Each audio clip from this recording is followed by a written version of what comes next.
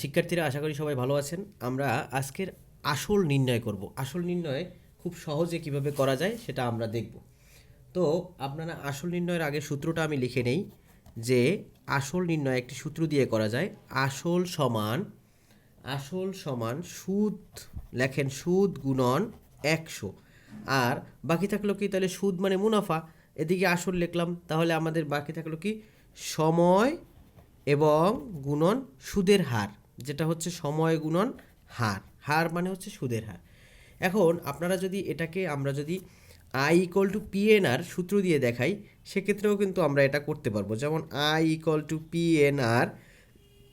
I কি? I হলো interest, আচ্ছা, পি হচ্ছে প্রিন্সিপাল মানে আসল, এন হচ্ছে সময়, আর হচ্ছে সুদের হার। এখন আমরা এটাকে যদি এই পাশে নিয়ে আসি, দেখেন সূত্রটা কিভাবে হবে। আর এটা যদি আই যদি ও পাশে নিয়ে যাই, তখন আমরা সূত্রটা কিন্তু এভাবে, পি যেহেতু বের করব, আমরা পিকে এ পাশে রাখবো, হ্যাঁ, ওই পাশে হচ্ছে উপরে আই হয়ে যাবে, নিচে হচ্ছে এন আর হবে। তাহলে এই যে P equal to I divided by N R হয়ে গেল। তাহলে এই যে আই সমান কি? তাহলে আই সমান হচ্ছে আমাদের সুদ, তাই না, মুনাফা বা সুদ। আর নিচে হচ্ছে সময় এন গুণন আর হচ্ছে কি হার। এখন এই হারটা এখানে 100 কেন হলো? এই সূত্রে 100 কেন হলো? কারণ হচ্ছে এই 100 কেন হলো, কারণ হচ্ছে এই যে হার, ধরেন এরকম পাইলাম যে সুদ আর সময় গুণন হার। এখন এই হারটা কি একটা পার্সেন্টেজে আসবে না? ধরেন 8%, 10%, এভাবে আসবে না, সুদের হার যেহেতু পার্সেন্টেজ হবে। তাহলে পার্সেন্টেজ হলে পার্সেন্ট থেকে, যে কোনো পার্সেন্ট থেকে ধরেন 8% যদি হয়, তাহলে আমরা কি করি? 8 ডিভাইডেড বাই 100 দেই না? দেই কি না? তাহলে এই সুদ তো এখানে থাকলো, আর এই যে সময় গুণন হার ডিভাইডেড বাই তাহলে 100 হবে।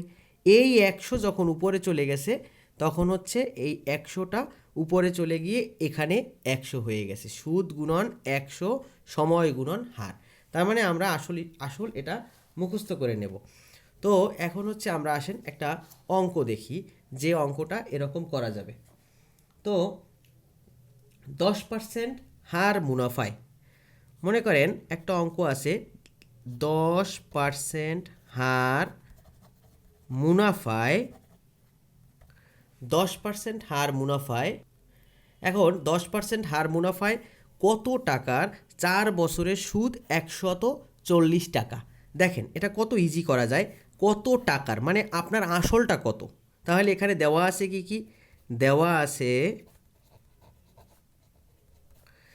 আছে সুদের হার। সুদের হার সমান কত? 10%। আচ্ছা, তারপরে দেয়া আছে কি 10% সুদের হার, তারপরে সময় দেয়া আছে হচ্ছে 4 বছর, 4 বছর। তারপরে দেয়া আছে হচ্ছে সুদ বা মুনাফা যেটাকে বলি আমরা, সেটা হলো 140 টাকা। এবারে আমরা সুন্দর করে সূত্রটা লিখে দেব, লিখে করলেই হয়ে যাবে। আমরা জানি, লেখেন আমরা জানি, আমরা কি জানি? আসল। তাহলে আসল আমরা বের করব, তো এখানে লিখে নিতে পারেন যে আসল সমান সমান একটা প্রশ্নবোধক চিহ্ন দিয়ে দিলাম। তাহলে আসল সমান, আমরা জানি আসল সমান কত? সুদ গুণন 100 আর হচ্ছে সময় গুণন হার, মানে সুদের হার। তাহলে এখন আমরা এখানে যদি মানটা বসিয়ে দেই, তাহলেই আমাদের হয়ে যাবে। সুদ হলো 140 গুণন 100, আর হচ্ছে সময় কত? 4 গুণন ওই যে পার্সেন্টের যে 100, সেটা তো এখানে লিখে ফেলছি। তাহলে আমরা শুধু 10% লিখে দেবো, তাহলেই আমাদের অঙ্ক হয়ে যাবে। এই যে 0 কেটে দিলাম, তারপর হচ্ছে কি 0 কেটে দিলাম, 5 দুগুণে 10, 2 দুগুণে 4, 7 দুগুণে 14, 5 সাতা 35, 350 টাকা। তাহলে 350 টাকা যদি আমি রাখি, তাহলে আমার আসল 350 টাকা বের হয়ে গেল। তাহলে সুদ হবে কত 4 বছরে? 140 টাকা। এবার দেখুন, বার্ষিক 10% হারে সুদে আমরা আরেকটা অঙ্ক দেখব। বার্ষিক 10% হার সুদে কত টাকা বিনিয়োগ করলে 4 বছরে তা থেকে 200 টাকা সুদ পাওয়া যাবে? তাহলে আপনি আসল কত টাকা বিনিয়োগ করবেন, মানে কত টাকা রাখবেন? তাহলে এই অঙ্কটা যদি আমি দুইভাবে করি, একভাবে হচ্ছে যদি আমরা লিখে করতে যাই, একদম লিখে, তাহলে আমি আগে দেখিয়েছি কি আপনার আমাদের সূত্রটা দিয়ে কিভাবে দেখিয়েছিলাম যে আসল সমান, মনে আছে, সুদ গুণন 100, আর হচ্ছে কি সময় গুণন হার, মানে কিসের হার? সুদের হার। এটা দেখিয়েছিলাম। এখন আমরা যদি এটাকে ডিটেল করতে চান, যে আমরা ডিটেল করব, তাহলে সেক্ষেত্রে কীরকম হবে? তবে ডিটেল করা লাগে না, যদি এরকম প্রশ্নে আসে দিয়ে দেবেন, দেওয়া আছে কোনগুলো, আগেরটার মতো সেম। ডিটেল যদি করতে যাই তাহলে দেখুন যে আমরা বলবো কি 100 টাকার যেহেতু 10% হার সুদে, তার মানে 100 টাকার 1 বছরের সুদ কত? 1 বছরের সুদ 10 টাকা। হ্যাঁ, 100 টাকার 1 বছরের সুদ কত? 10 টাকা। তাই 1 টাকার 4 বছরের সুদ।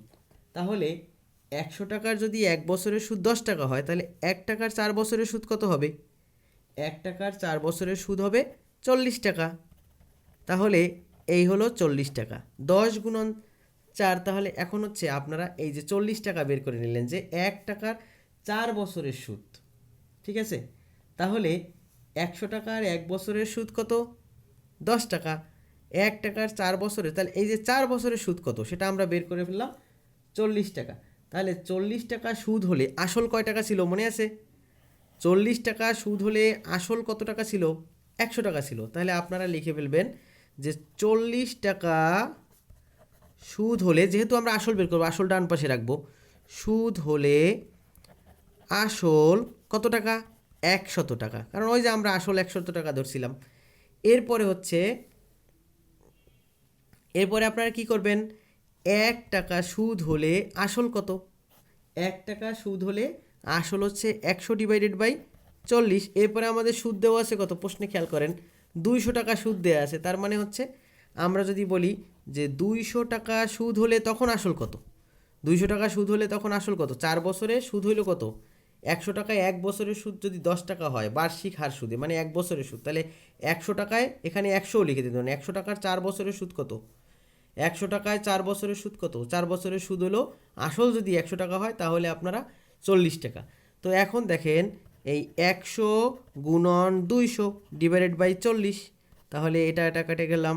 তারপর হচ্ছে যে কত? 4 পাশে 20। হ্যাঁ, তাহলে আমরা আসল বের হয়ে গেল কত? 500 টাকা। উত্তর 500 টাকা। এটা বের করে ফেললাম। এখন এইটা হলো, আপনারা যদি লিখে এরকম করতে চান, ডিটেল করতে চান, তাহলে আমরা এভাবে করব যে 40 টাকা সুদ হলে আসল হলো 100 টাকা, কারণ এখানে আসল কয় টাকা? 100 টাকা। তাহলে এখন 1 টাকা সুদ হলে আসল কত? 200 টাকা সুদ হলে আসল কত? কারণ ওই যে 200 টাকা সুদ কোথা থেকে পাইলাম? এই যে সুদ দেওয়া আছে 200 টাকা। আর যদি আপনারা এরকম না করে এরকম করতে যান যে না, আমরা শুধু দেওয়া আছে দিয়ে বসাই দেবো, তাহলে দেওয়া আছে কত লিখবেন আগেরটার মতো, সুদ সেম আগেরটার মতো, সুদ হচ্ছে কত টাকা? সুদ 200 টাকা। হ্যাঁ, গুণন 100, এটা ইজিলি করা যাবে। যেহেতু এই হারের 100 এখানে উপরে দিয়ে দিলাম, সেজন্য শুধুমাত্র আমরা সময়ের জায়গায় 4 বসাই দেবো, আর হারের জায়গায় কত বসাবো? 10। তাহলে আমরা এখান থেকে এটা পেয়ে যাব, 0 0 কেটে দিলাম, আর হচ্ছে 4 পাশে 4 50 কত? 200। তাহলে 50 গুণন উপরে থাকে 10, নিচে কিছু থাকে না, নিচে 1 থাকে, লেখা লাগে না, তাহলে 500। এই হলো 500 টাকা। তাহলে আসল কয় টাকা হয়ে গেল? 500 টাকা। অঙ্কে যদি সুদ আসল দেওয়া থাকে, দেখেন এখানে লিখে দিছি যে অঙ্কে, এবারে দেখেন অঙ্কে যদি সুদ আসল দেওয়া থাকে, মানে আপনার যদি প্রশ্নে সুদ আসল শব্দটা পান, সুদ আসলের মধ্যে কিন্তু দুইটা জিনিস আছে, একটা হলো সুদ আছে আর একটা হলো আসল আছে। সুদ আর আসল মিলে যে টাকা, বা এখন এই যে সুদ আসল যদি আপনারা পান, সেক্ষেত্রে আমাদের কি সূত্র হবে সেটা দেখেন। একটু সূত্রটা একটু ব্যতিক্রম আছে, সেটা হলো আসল সমান, আমরা আগে দিছিলাম কি মনে আছে? সুদ গুণন 100। এবার দিবেন আপনি কি? সুদ আসল গুণন 100। আর নিচে দিছিলাম কি? হার গুণন সময়। এবার হচ্ছে হার গুণন সময়, তো আপনারা ওই আগের মতোই দিবেন, যেহেতু সুদ আসল আছে তাই আবার যোগ হবে 100, এইটুকু পরিবর্তন। তাহলে উপরে কিন্তু গুণ হলো 100 আর নিচে কিন্তু যোগ 100। তাহলে আগে আমরা কি দিছিলাম? সুদ আসল যখন দেওয়া ছিল না, শুধু সুদ দেওয়া ছিল, তখন সুদ গুণন 100 দিছিলাম। এবারে সুদ আসল দেওয়ার কারণে যদি কোনো প্রশ্নে সুদ আসল দেওয়া থাকে, তাহলে আপনারা কি করবেন? আপনারা সাথে সাথে সুদ আসল দিবেন, সুদ আসল গুণন 100 লিখবেন, আর নিচে হচ্ছে কি হার গুণন সময় তার সাথে যোগ 100। এই সূত্রটা খুব সুন্দর করে মুখস্থ করে রাখবেন। এখন আমরা সুদ আসল দেওয়া একটা অঙ্ক আমরা দেখি যে কিভাবে সুদ আসল দিয়ে আমরা অঙ্কটি করব। দেখেন, বার্ষিক 8% সরল সুদে, বার্ষিক 8% সরল সুদে, তাহলে সরল সুদ কত? 8%।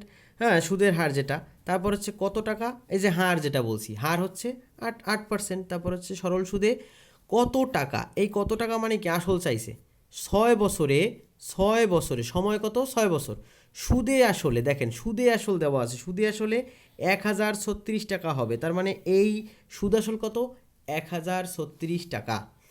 এখন সুদ আসল তাহলে 1036 টাকা, তাহলে আমরা জানি এখন দেওয়া আছে, লিখবেন দেওয়া আছে, কি কি দেওয়া আছে? হার, হার কত? 8%। তারপর হচ্ছে হার হলে 8%, সময়,